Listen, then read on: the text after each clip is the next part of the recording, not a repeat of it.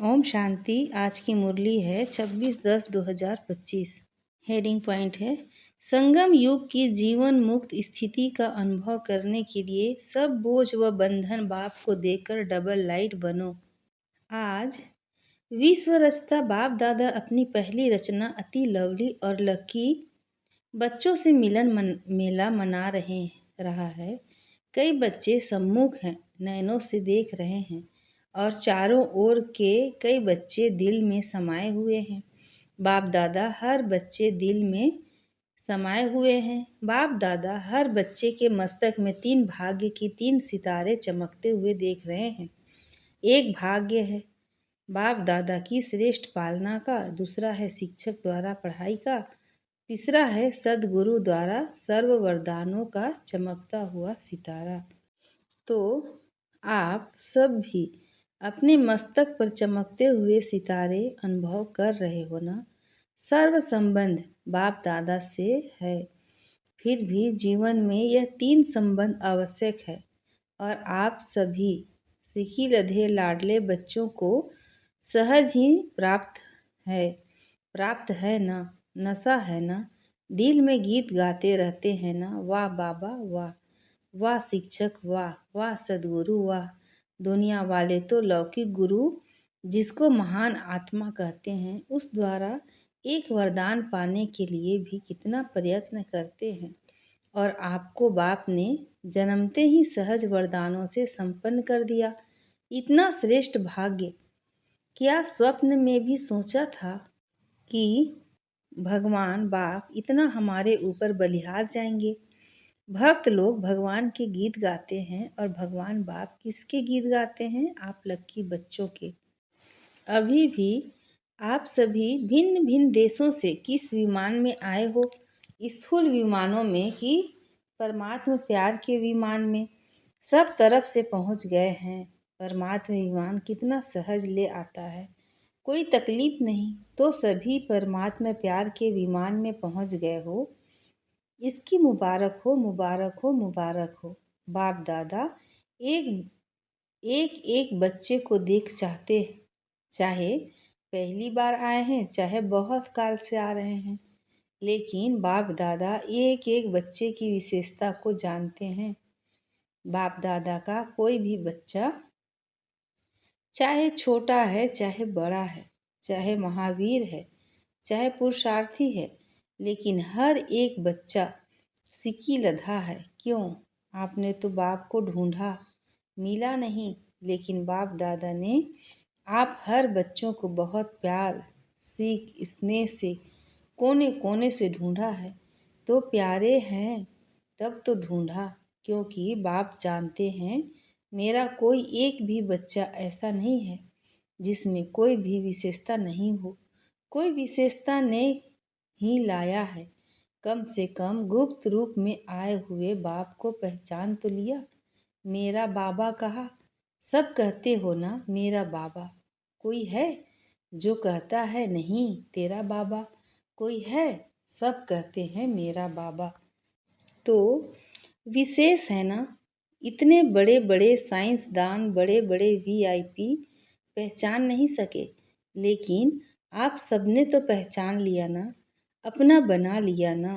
तो बाप ने भी अपना बना लिया। इस खुशी में पलते हुए उड़ रहे हो ना। उड़ रहे हो, चल नहीं रहे हो, उड़ रहे हो। क्योंकि चलने वाले बाप के साथ अपने घर में जा नहीं सकेंगे, क्योंकि बाप तो उड़ने वाले हैं, तो चलने वाले कैसे साथ पहुँचेंगे? इसलिए बाप सभी बच्चों को क्या वरदान देते हैं? फरिश्ता स्वरूप भव। फरिश्ता उड़ता है, चलता नहीं है, उड़ता है। तो आप सभी भी उड़ती कला वाले हो ना। हो, हाथ उठाओ जो उड़ती कला वाले हैं। कि कभी चलती कला, कभी उड़ती कला नहीं, सदा उड़ने वाले डबल लाइट हो ना। क्यों? सोचो, बाप ने आप सभी से गारंटी ली है कि जो भी किसी भी प्रकार का बोझ अगर मन में, बुद्धि में है तो बाप को दे दो। बाप लेने ही आए हैं, तो बाप को बोझ दिया है या थोड़ा थोड़ा संभाल के रखा है? जब लेने वाला ले रहा है तो बोझ देने में भी सोचने की बात है क्या? या 63 जन्म की आदत है बोझ संभालने की? तो कई बच्चे कभी कभी कहते हैं चाहते नहीं हैं लेकिन आदत से मजबूर हैं। अभी तो मजबूर नहीं होना, मजबूर हो कि मजबूत हो। मजबूर कभी नहीं बनना, मजबूत हैं। शक्तियाँ मजबूत हो या मजबूर, मजबूत है ना। बोझ रखना अच्छा लगता है क्या? बोझ से दिल लग गई है क्या? छोड़ो छोड़ो तो छूटे, छोड़ते नहीं हैं तो छूटते नहीं हैं। छोड़ने का साधन है दृढ़ संकल्प। कई बच्चे कहते हैं दृढ़ संकल्प तो करते हैं, लेकिन कारण क्या है? दृढ़ संकल्प करते हो लेकिन किए हुए दृढ़ संकल्प को रिवाइज नहीं करते हो। बार बार मन से रिवाइज करो और रियलाइज करो। बोझ क्या और डबल लाइट का बोझ क्या और डबल लाइट का अनुभव क्या? रियलाइजेशन का कोर्स अभी थोड़ा और अंडरलाइन करो।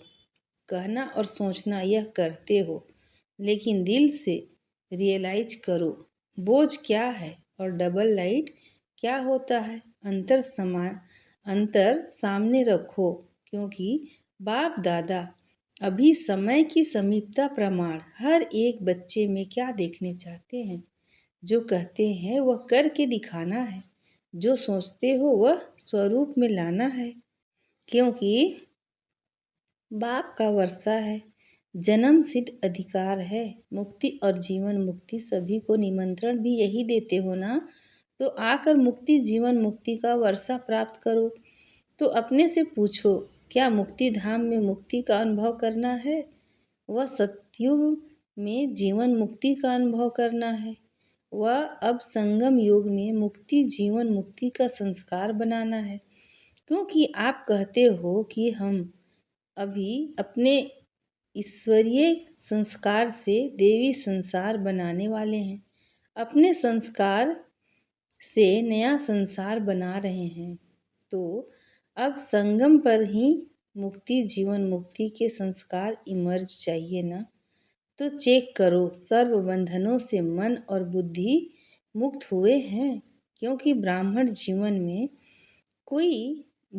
जीवन में कई बातों से जो पास्ट लाइफ के बंधन हैं उससे मुक्त हुए हो, लेकिन सर्व बंधनों से मुक्त हैं या कोई कोई बंधन अभी भी अपने बंधन में बांधता है। इस ब्राह्मण जीवन में मुक्ति जीवन मुक्ति का अनुभव करना ही ब्राह्मण जीवन की श्रेष्ठता है। क्योंकि सतयुग में जीवन मुक्त जीवन बंध दोनों का ज्ञान ही नहीं होगा। अभी अनुभव कर सकते हो जीवन बंध क्या है, जीवन मुक्त क्या है। क्योंकि आप सबका वायदा है, अनेक बार वायदा किया है।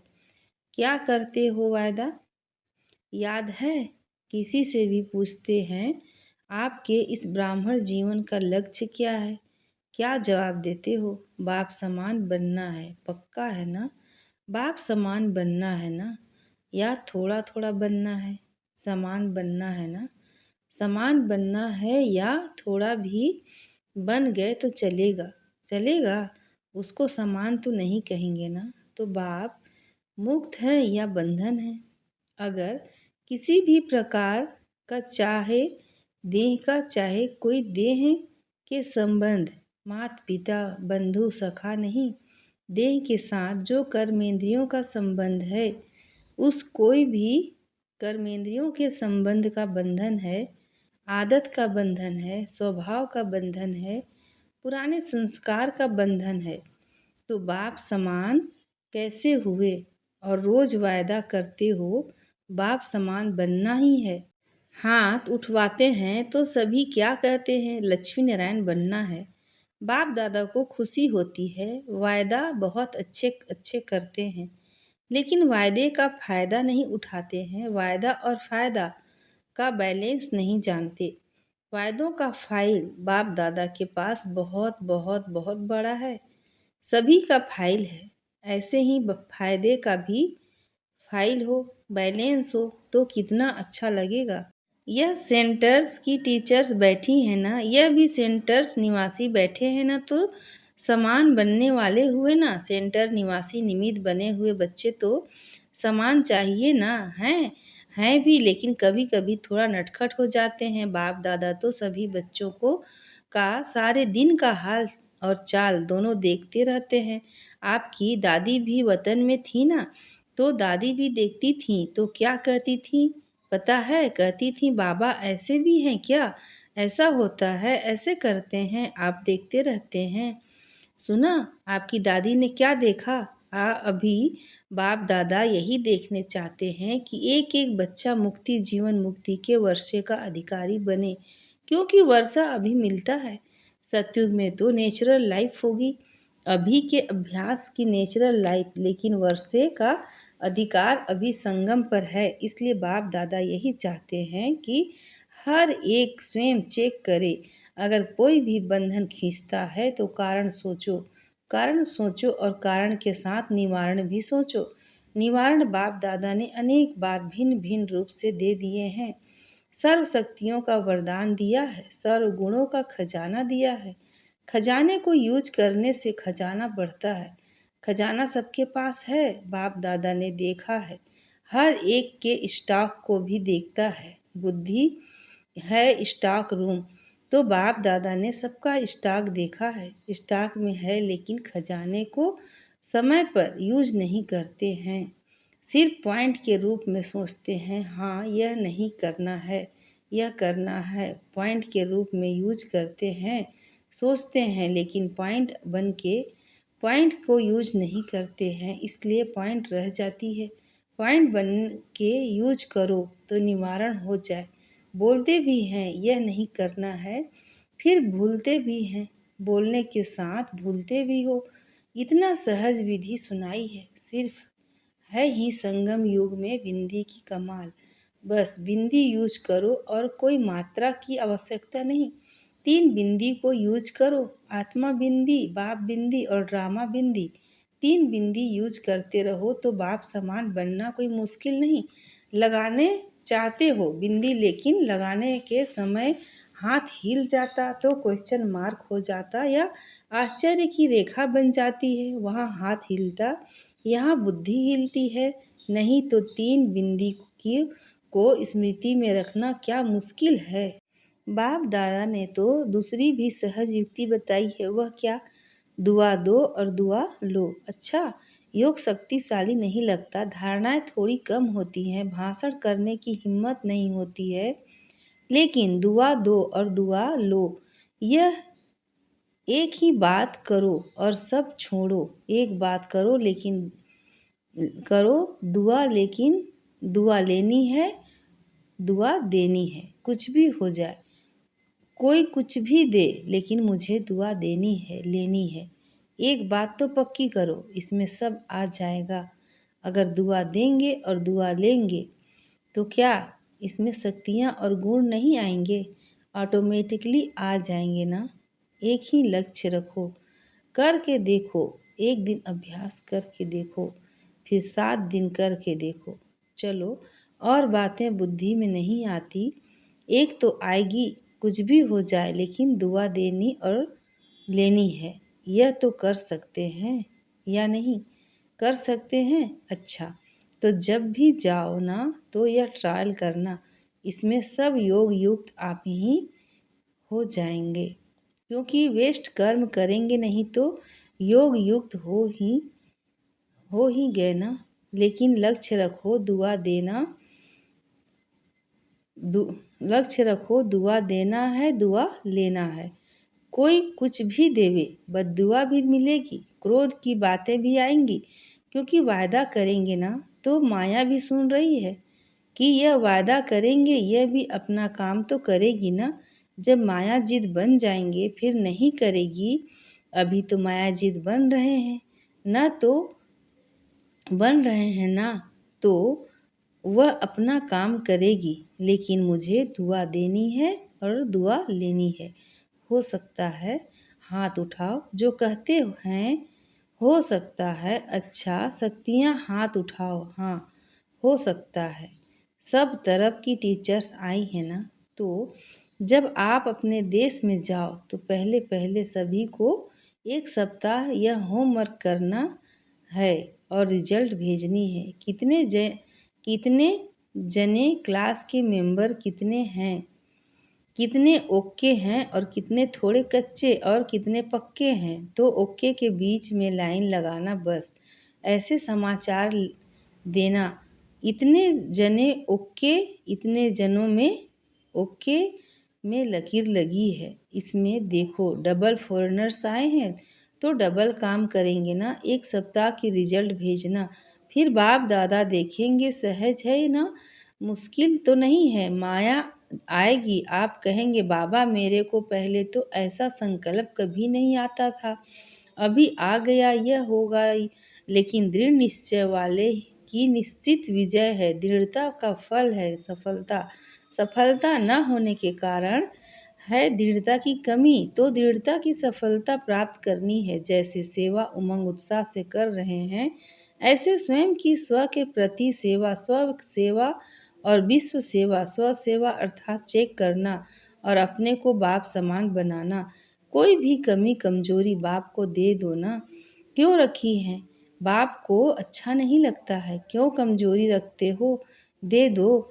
देने का के टाइम छोटे बच्चे बन जाओ। जैसे छोटा बच्चा कोई भी चीज़ संभाल नहीं सकता, कोई भी चीज़ पसंद नहीं आती है तो क्या करता है, मम्मी पापा यह आप ले लो। ऐसे ही कोई भी प्रकार का बोझ बंधन जो अच्छा नहीं लगता, क्योंकि बाप दादा देखता है एक तरफ यह सोच रहे हैं तो अच्छा नहीं, ठीक तो नहीं, लेकिन क्या करूं, कैसे करूं, तो यह तो अच्छा नहीं है।